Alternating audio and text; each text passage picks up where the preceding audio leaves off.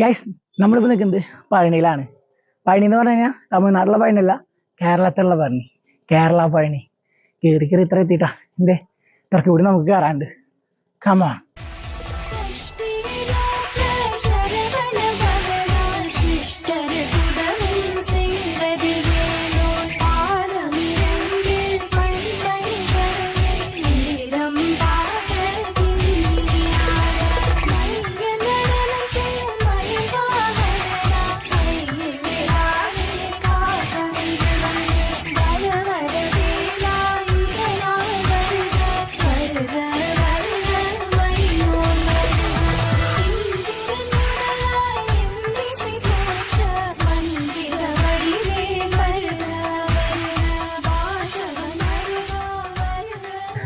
പിന്നെ ഈ ഓരോ പടികളും ഓരോരുത്തർ സ്പോൺസർ ചെയ്തിട്ടുള്ളത്, അതുകൊണ്ട് തന്നെ ഓരോരുത്തരുടെ പേരും ഇതിന്റെ അടിയിൽ എഴുതി വെച്ചിട്ടുണ്ട്, കണ്ടില്ലേ?